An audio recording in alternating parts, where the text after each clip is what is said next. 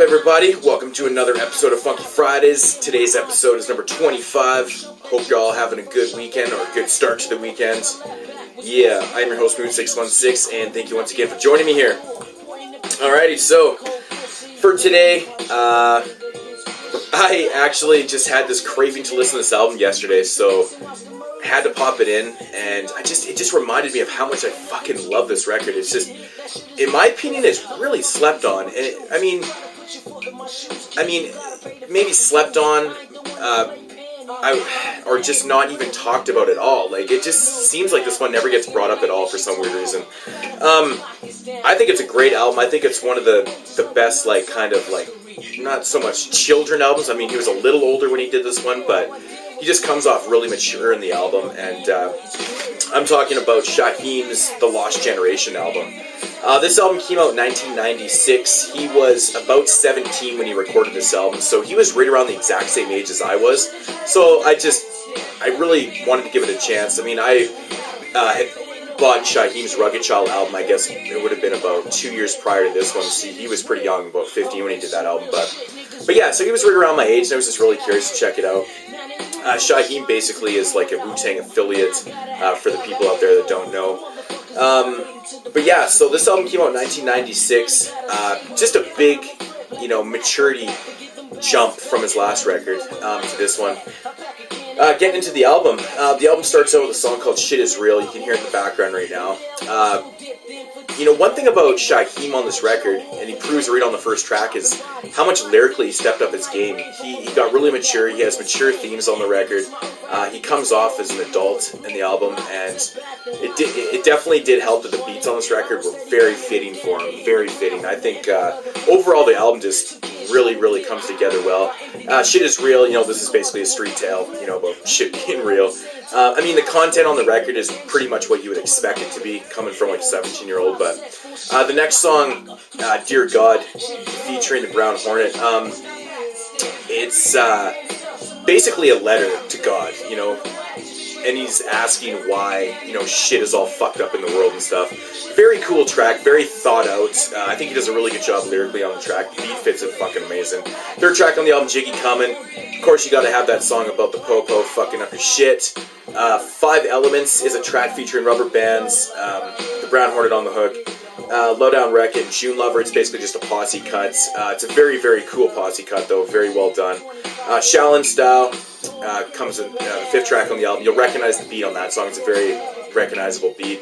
Fucking love that track. It's really dope. Then you got Real Bad Boys, about being real bad boys in the streets. And then you come to another posse cut on the album called What Makes the World Go Round, featuring Trigga, the Gambler, Rubber Bands, Smooth the Hustler, and D.V. Elias Christ on the hook. The fucking song is so dope. It's a really underrated posse cut.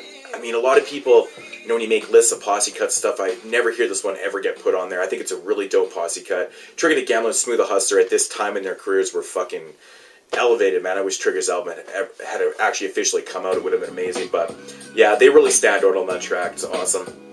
Next up is a song called Can You Feel It? Really fucking dope samples in that song. Beat is so fitting, it's grimy, it's dope. Then you got a song called Life is a Shorty. It's got a dope Inspected Deck sample on there. Really fucking dope.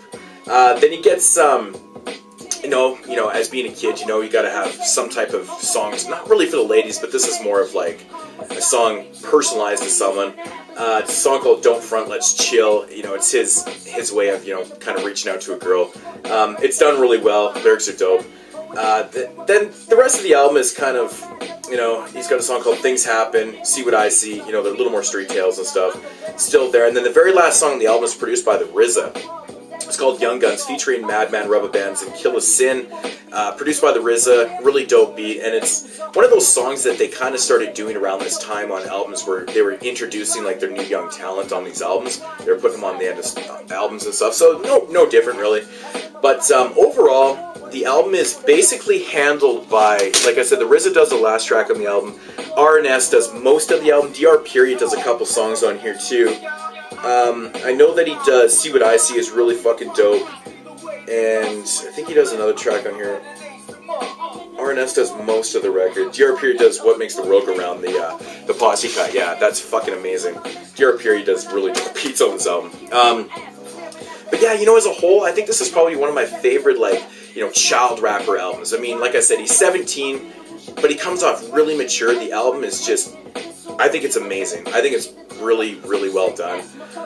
It's too bad that Shyheim never really kind of amounted to more with the clan and stuff. I know he put out an album in 99, about 3 years after this one, and a couple albums in the 2000s, I think 2004, 2005, maybe 2009, so they were really spread out. I have actually never even heard the last two. I've heard Manchild before, I can't quite remember, I don't own it, but I only have his first 2 albums, but this one really sticks out, and like I said, I mean, I can't relate a lot to the lyrics of, you know, some of the hood tales and stuff, but, you know, just being the same age, I thought it was interesting, and, yeah, it's an album that if you've never heard, I would definitely give it a chance. Don't let him, you know, the age of him fool you. It's really well done, and you can see why he was definitely an up-and-comer that just really didn't get his shine or didn't, you know, fully emerge as a star, but yeah, I think this album is definitely still available. I don't think it's out of print or anything. You'll probably find it for really cheap. If I had to rate this one, I'd probably give it, you know, a solid, I don't know, what do I usually rate, out of 5 or 10?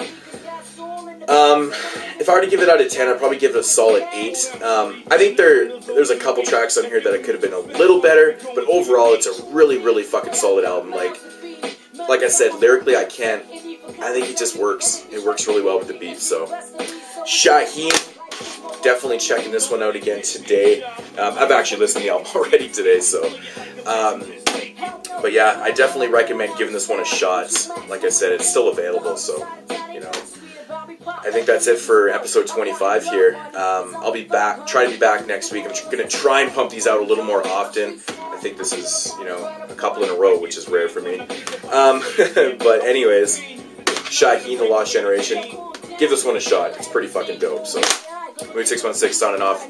Peace out, homies.